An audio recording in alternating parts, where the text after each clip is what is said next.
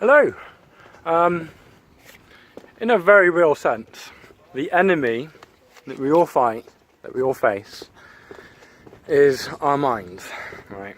And the mind is pretty awesome. It's very, very good at problem solving, answering questions, and stuff like that. But when there aren't any problems, when there aren't any issues, the mind becomes a monster. Because the mind wants to keep justifying its own activity, and it wants to keep acting. And when there aren't any problems, there's nothing for the mind to act upon. So what the mind will do is it will make problems when there are none. That is saying, I'm not sure if it's a saying actually, it's something I think I might have come up with, but I'm not sure. Anyway, it's pretty cool. It's if you look hard enough for something, you'll find it, even if it isn't there. That's what the mind does. It's often the battle in relationships as well, because it's just so easy to say all the good things in a relationship or in any situation, and then you're done, aren't you? You've said it, you've listed it out, and it's a finite list, and you said all the items, and then your mind's there like, what no? So it's got to generate problems, so it will go on, but this, but that, but this. Of course I'm talking about myself here, the problems I have. That's where I get all my information from. It's my source book. Essentially what I'm doing is I'm showing you my notes upon my life. I'm watching myself, you know, like a kid in a school classroom, and then I'm making notes upon it, you know, it's a bit like an experiment that's running. Another good picture for what the mind is like is my cousin's old dog. Or it might be the dog that's still alive now. He's getting quite old. But I remember watching him once in the garden, right? And he must have been having a bad belly or something. Because he went out and he's been acting all kind of down all day. So he goes out in the garden and he pukes, right? He sicks up a bit. And then he eats what he just puked. And then he pukes it up again. And then he eats it again. And then pukes it up again. And it goes round and round and round and round. And in a sense, that's what the mind is. It loves having a good old sick. It loves having a good old puke. And then, in order for it to puke again, it's got to gobble up the puke it's just puked. It's really quite disgusting.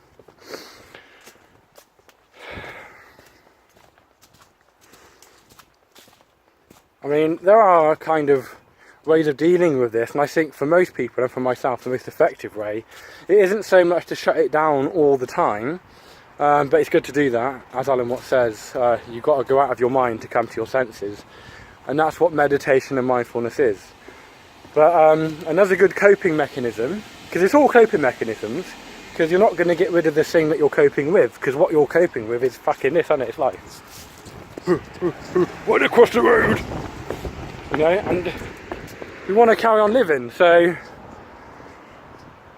not going to get rid of the thing we're coping with. The best we can hope for, and it's heaven, is finding good coping mechanisms. See, hell is bad coping mechanisms, heaven's good coping mechanisms. That polarity is a good descriptive tool between heaven and hell. So a good coping mechanism is what I'm doing now, making YouTube videos, where I allow the mind to have activity, but what I allow it to act upon isn't something that's to do with harming others or harming myself. It's the kind of show off, yeah, because we're all show offs. That's why we can get hurt so much, because we show off and we want to be liked, and then people don't like it, so we feel miserable. And to deal with that misery, we get angry and hateful and, you know, all the stuff we do. But this is a good coping mechanism for me, which is why I'm doing it. It's also very effective because I haven't really had any negative feedback. I've had debates and stuff like that, but I've had mainly positive feedback. And I know it may be shallow, but the applause of others is so healing. It is so healing, because for years I've been afraid to come out and be like this and talk about these things, mainly because I was a bit worried about my speech. I stutter sometimes. But coming out and then having people like it and finding friends, like my friend in Australia and America and all those people, it's just, oh wow, you know, It just really boosts your confidence. Anyway, yeah, so the mind is the enemy, and in a sense that's what I call me. I call me my mind and its activity, and it's what has to be tamed. And it's not that there aren't any rules, there's no good and bad, there's just what do you want, can you get it, how do you get it? And I want peace, I want happiness, I want a life full, I want a full life. I want to make my relationship work, because I love her. And it's like, to make that work, for anybody, you've got to deal with the mind, because the mind is the enemy. It's never the other person in the relationship that is the enemy.